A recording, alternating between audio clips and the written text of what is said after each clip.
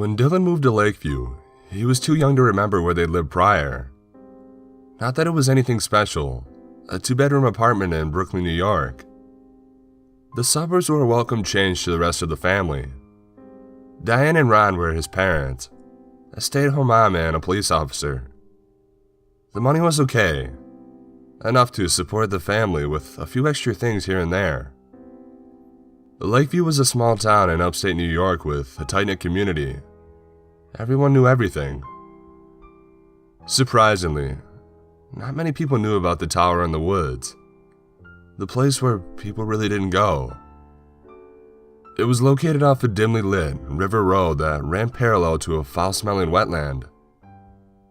Every time someone drove down the road, they'd immediately smell the musty, dirty aroma that wafted through the woods. Needless to say, people who avoided the road and never even thought about the woods. There was another street on the other side of the forest that went the same way. River Road was almost useless, beside the fact that it ran straight into Dylan's house. Kids are a different story. When Dylan turned 9, the woods were his stomping grounds. Building forts, naming paths, climbing trees, skipping rocks through the swampy water. The smell didn't bother him. It gave him comfort. It was just the smell of the woods to him. He made a few friends in school, although he wasn't the least bit popular. Their names were Allison and Carter. Dylan would have them over after school to do homework and talk about a band that they would start and be the most famous people in the world had ever seen.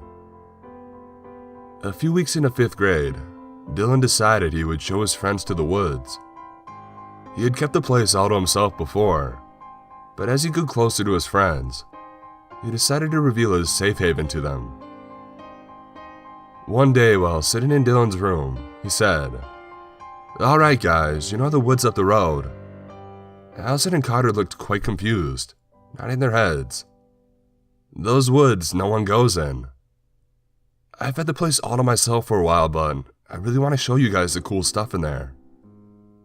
At this point, Dylan was very anxious to go out and show them the place he had only known all this time.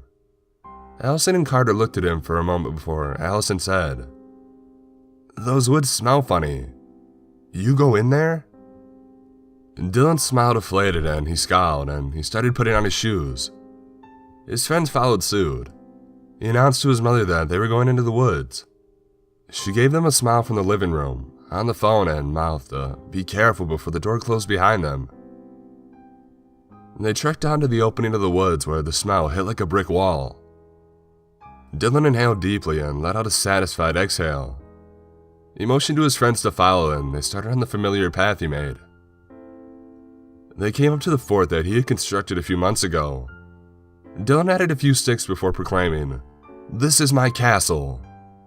Allison and Carter looked wide-eyed at the crooked structure of sticks, and Carter was the first one in. From inside he yelled, "Cool man, you brought out videotapes?" Dylan's proud smile faded when he saw Carter exit the fort with a VHS tape in hand. Carter questioned, "Why'd you bring this tape out here? You can't even watch it or anything." Dylan looked at the tape confused and scratched his head and said, "I didn't bring that out here. Someone else must have found my fort." With this realization, Dylan was very disappointed. There were a few moments of silence before it was broken by the excited voice of Allison. "Maybe they built a fort that they would want us to find, like a treasure hunt." Carter nodded his head quickly in agreement and Dylan's smile began to return. Dylan replied, "Yeah, there's this one area across the swamp that I've never gone to because I can't cross."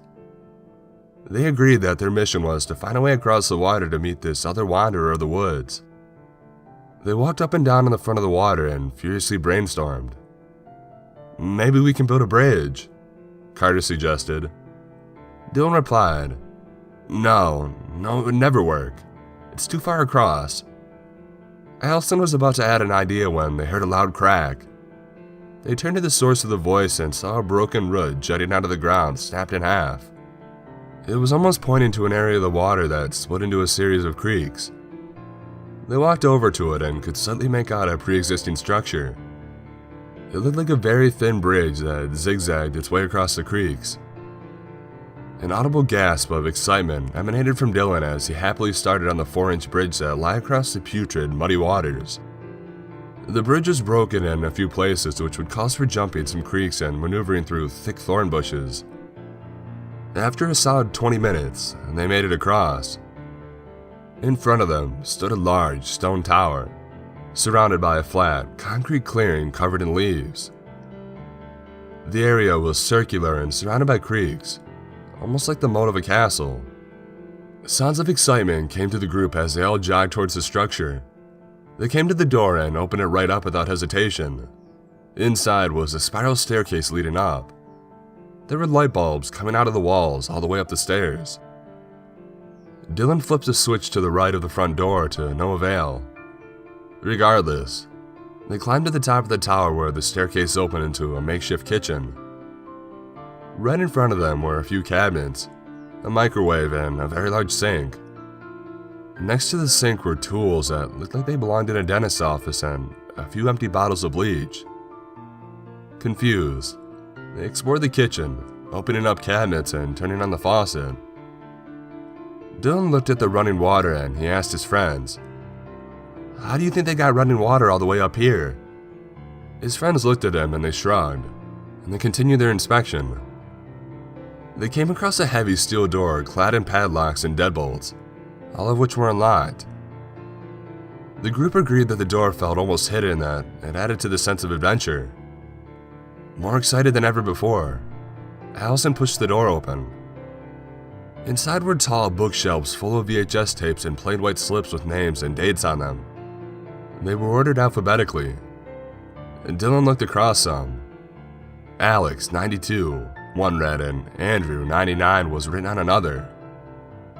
There was a tape missing before a tape labeled Brian, 95.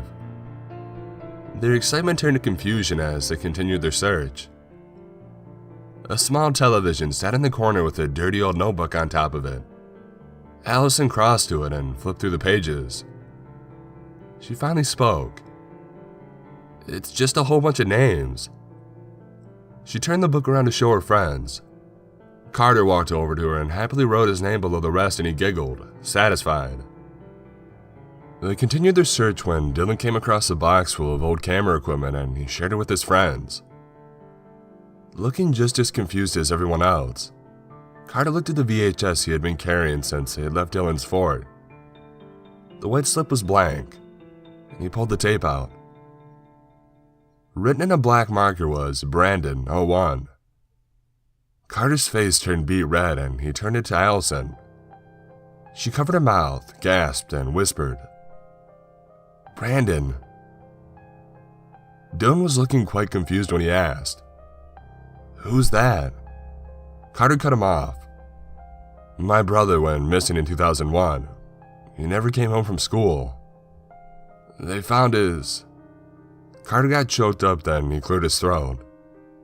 Silence fell over the room. Carter broke from his daze and walked to the television set. He turned it on and he inserted the tape. No one protested. They knew they couldn't stop him from watching it.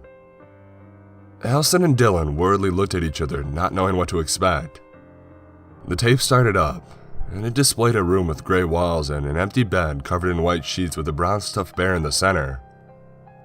A young boy, maybe 8 or 9 years old, entered with a backpack on. Climbing on the bed, and he held the bear. You could hear him say, "So I did leave you in the fort, Grizzy." The boy smiled to himself and looked around. The kids watched the video, confused as ever. The boy looked into the camera and was visibly confused when a loud slam came through the speaker as the boy was startled. Quick thumps like someone was running were heard and a large man appeared on the screen. The boy looked horrified and his knuckles were white from squeezing the bear. The man stood over the boy, breathing heavily, and he caressed the side of his face. The man climbed onto the bed and Dylan, Carter, and Allison all turned away, afraid they'd witnessed a man hurt the boy. They ran out of the room and came across another door. It was painted white, although the paint was chipped and peeling. Still scared and confused, Carter opened the door. They stood frozen as they saw a camera lying on the floor in a bed covered in white sheets with huge, copper-colored stains on it. In the corner of the room, the same bear from the video was lying on the floor. Carter began to cry and they ran out down the stairs into the clearing. They saw the road on the other side of the woods visibly through the tree line. They ran towards it as the sun disappeared behind the horizon. Roots and branches seemed to reach for them as they ran away. Allison jumped over a small creek and made her way up the hill through the trees to safety. Dylan followed and stopped to wait for Carter, who had been hysterical since they ran out of the tower and had been moving slower. Carter jumped up when Dylan saw a root reach out and wrap around Carter's foot. He fell and he whimpered. Dylan reached out and grabbed his friend's hand and looked into his eyes, full of terror and running with tears. Dylan swore he saw Carter dragged away into the foliage. He tried to run and help him when he heard a loud scream come from the tower through the speakers of the television. Almost too scared to function, Dylan ran up to the hill and met his friend there, both crying and screaming for help until an elderly woman found them. The police investigation didn't take long. They went out into the woods and they saw the tower. Apparently it was part of a sewage treatment plant that used to be down there. Abandoned in the mid-80s, the woods always had a putrid smell. When the police found the tapes and reviewed the footage, the children in the tapes were all identified as missing children from around the country. They never found Carter. They searched the woods and found the bodies of all the children in the tapes, lying at the bottom of the swamp. No one ever questioned the putrid smell of the swamp. They all just avoided it. All of the bodies of the children had been laying there, some for over 20 years. All the bodies but Brandon.